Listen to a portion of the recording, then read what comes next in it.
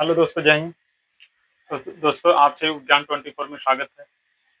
तो अगर आप कह सकते हैं कि 12th क्लास के विद्यार्थी हैं और आप नेक्स्ट ईयर जो है कि अपना कह सकते हैं कि फाइनल एग्जाम देने वाले हैं, तो ये वीडियो आपके लिए काफ़ी कह सकते हैं महत्वपूर्ण होगा। और आपका कह सकते हैं कि 12th क्लास में आपका जो है कि सब्जेक्ट ज्योग्राफी है। ज्योग्राफी मीन्स भूगोल, है ना?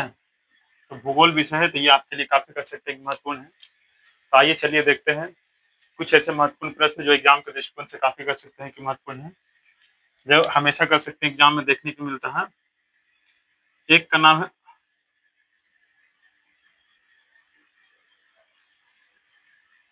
इसका नाम है मानव भूगोल। ठीक है, देखिए मानव भूगोल क्या है? मानव मतलब जान रहे हैं हम लोग, ठीक है।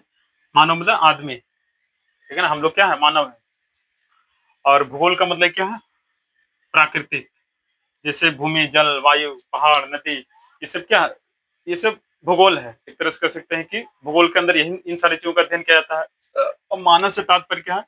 तो मानव की कह सकते हैं कि जो एक रहन सहन, खान पान, भाषा, शैली, है ना, जीवन यापन करने की उसकी तरीका, तो ये कहलाता है मानव। तो हम लोग मानव भूगोल में क्या है? तो एक तरह से देखा जाए तो मानव भूगोल क्या है? तो मानव भूगोल जो है वो एक तरह से मानव और भूगोल के बीच के जो अंतर संबंध होगा,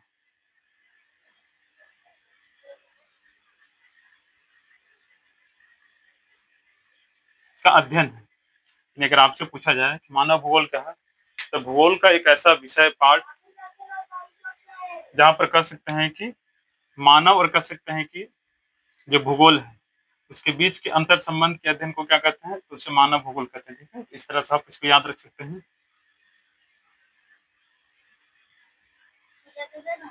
दे दही आवे थी। ठीक है, अगर इसको सिंपल तरीका समझे तो जैसे मानव जो है वो इसकी जो कह सकते हैं कि जीवन यापन करने की कह सकते हैं कि जो एक तरीका है, भाषा, शैली, रहन सहन, और जो प्रकृति की भूमि, जल, वायु, इसके बीच जो संबंध है उसका अध्ययन को क्या कहते हैं? मानव भूगोल। तो आप सिंपल याद रखिएगा, मानव भूगोल किसको बोलते हैं? तो मानव और प्रकृति के बीच के जो अंतर संबंध है, मानव और प्रकृति के बीच के जो अंतर संबंध है, इसे हम लोग याद रख सकते हैं कि मानव और प्राकृतिक के बीच के जो संबंध है, इसका अध्ययन को क्या बोलते हैं? इसके अध्ययन को बोलते हैं मानव भूगोल। आपको यहाँ पर एक काफी इंपॉर्टेंट प्रश्न बनेगा कि मानव भूगोल किसे कहते हैं, तो ये ध्यान रखिएगा। अगला इसी से एक प्रश्न बनता है जिसको बोलते हैं मानव भूगोल के उप क्षेत्र का नाम।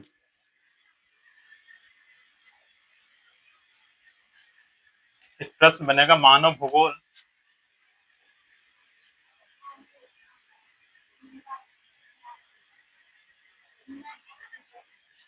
उप क्षेत्र का नाम। देखिए, उप क्षेत्र का मतलब क्या होता है कि एक बड़ा क्षेत्र को जब छोटे क्षेत्र में बांटा जाता है तो उसको क्या बोलते हैं? उप क्षेत्र। ठीक है, तो मानव भूगोल एक बड़ा क्षेत्र है और उसे कई छोटे छोटे भागों में बांटा गया है, जिसे मानव भूगोल को उप क्षेत्र कहते हैं। तो एक बात यहाँ पर यह भी ध्यान रखना है, अब इसका नाम पूछ रहा है तो नाम में इसका आसानी से आप याद रख सकते हैं।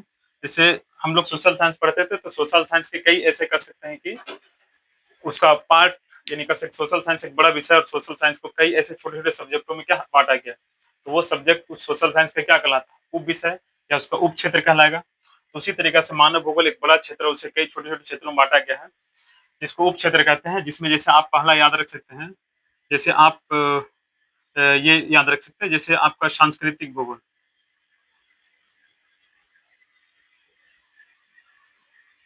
ये इसका कह सकते हैं उप क्षेत्र का नाम है। राजनीतिक भूगोल,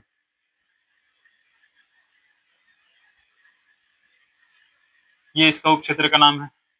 तीसरा आप रख सकते हैं आर्थिक भूगोल। ठीक है, चौथा आप याद रख सकते हैं सैन्य भूगोल।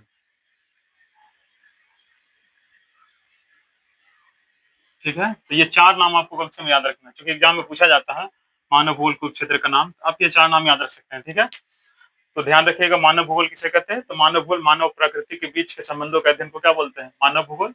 ठीक है, इसमें सिंपल ऐसे समझ सकते हैं कि जो हम लोग क्रियाएं करते हैं हम अपने जीवन यापन करने के लिए, और हमारी जो क्रिया है, हमारी जो रहन-सहन है, वो प्रकृति के साथ किस तरह से कर सकते हैं कि जुड़ा होता है, किस तरह से उसके बीच हमारा संबंध होता है, तो उसी के अध्ययन को मानव भूगोल कहते हैं। सिंपल याद रखिएगा। और मानव भूगोल को क्षेत्र किसको बोलते हैं? तो मानव भूगोल जो है एक बड़ा क्षेत्र, उसे कई छोटे-छोटे क्षेत्रों में बाँटा गया है, कई छोटे-छोटे भागों में बाँटा गया है, जिसे मानव भूगोल का उपक्षेत्र कहते हैं। और इसका नाम की अगर बात की जाए, तो नाम में याद रखिएगा सांस्कृतिक भूगोल, राजनीतिक भूगोल, आर्थिक भूगोल और सैन्य भूगोल। इस तरह से ये 2 कह सकते हैं कि काफ़ी महत्वपूर्ण क्वेश्चन है, जो आपको एग्ज़ाम में 100% पूछा जाता है। इसी तरीक़ा से कह सकते हैं कुछ महत्वपूर्ण प्रश्न है जिसको हम लोग डेली जो है देखेंगे। तो आज इतना ही, फिर मिलते हैं अगले नेक्स्ट वीडियो में। ठीक है?